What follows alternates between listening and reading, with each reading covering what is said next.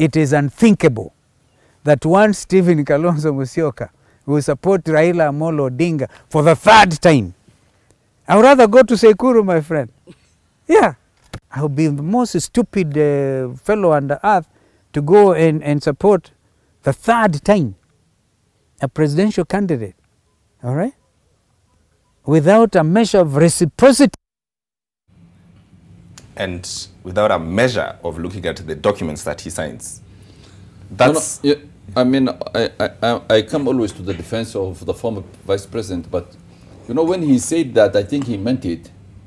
But now that he has changed, there is something in law we call duress and undue influence. Sometimes you make a decision because of duress and undue influence. So, I mean, this is not really his decision. I think he still stands the position that he doesn't want to support Prime Minister Raila for a third time without a measure of reciprocity. But because of duress and undue influence, he finds himself changed. And that's why I think you go to the next step.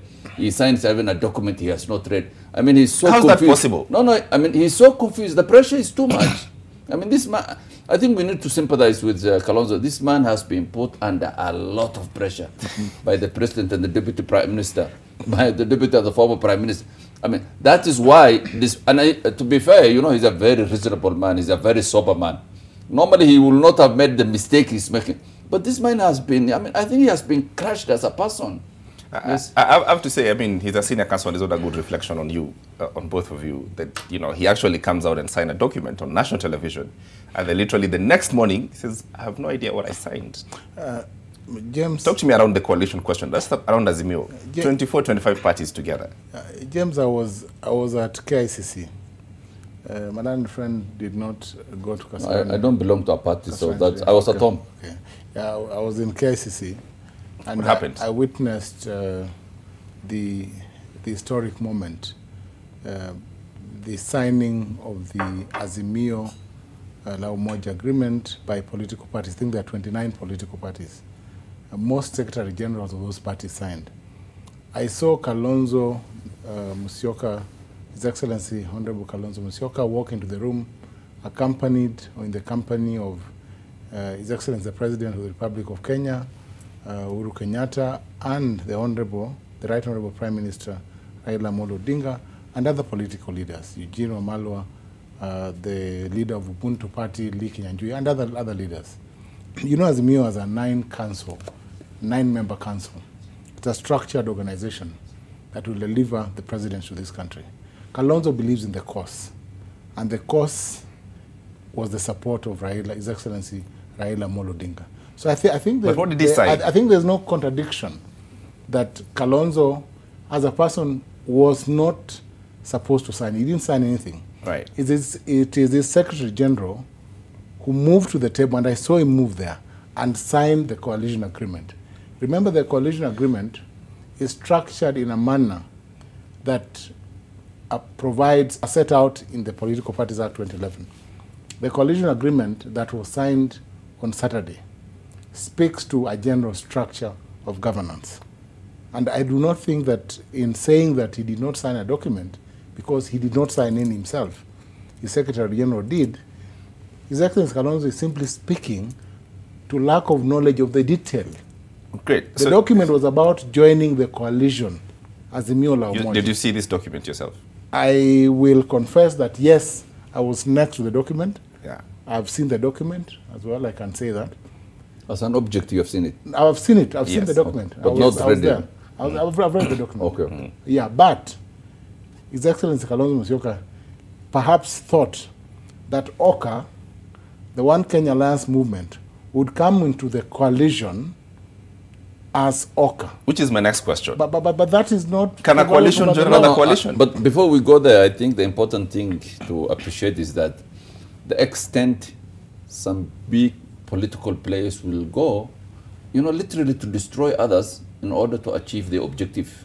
I think if you look at the, you know, the forces behind this coalition making, you will see that, you know, Kalonzo actually was a victim of circumstance.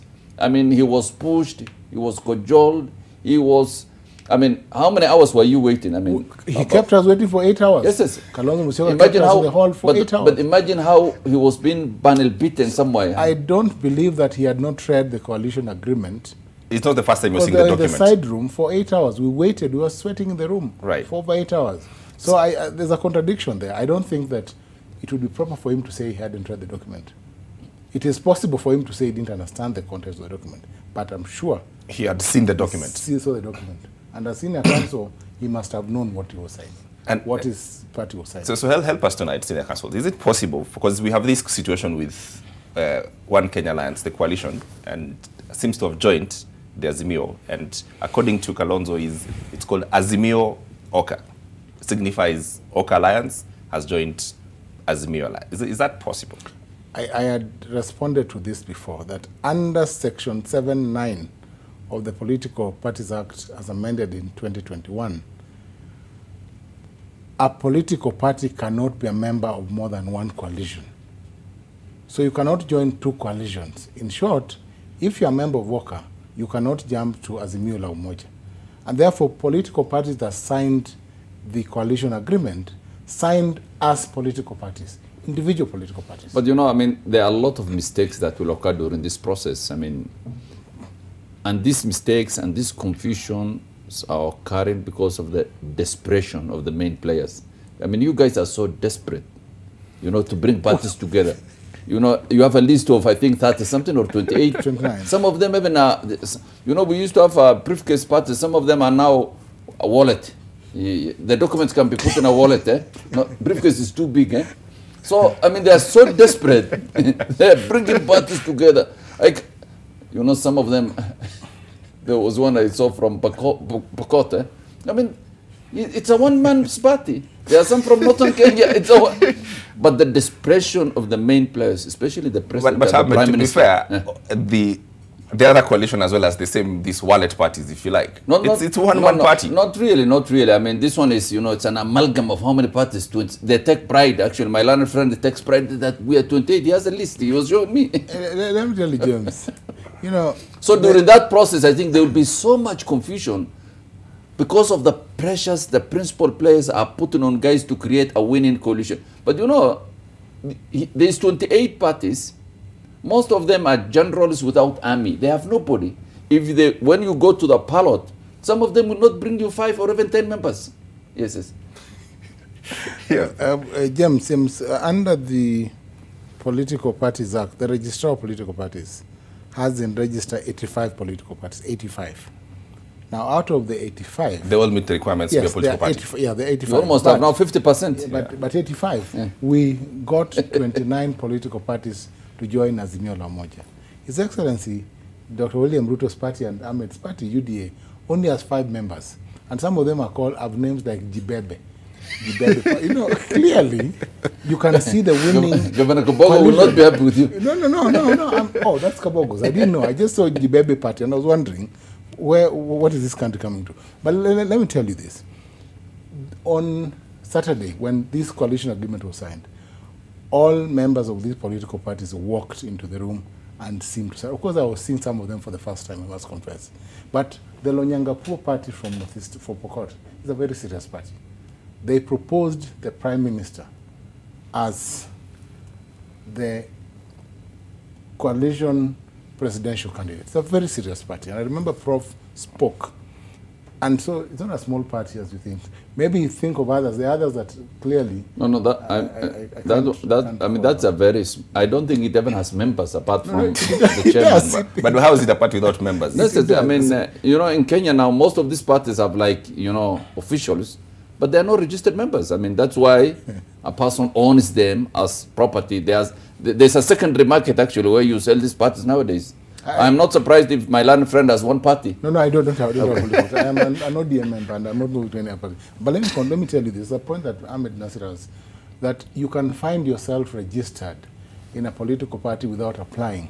Because I know certain political parties, I think upon formation, they went to M-Pesa agents and got some names. I know that there are people who find themselves in My Money and other parties.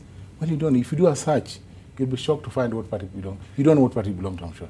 I check and I keep getting myself out of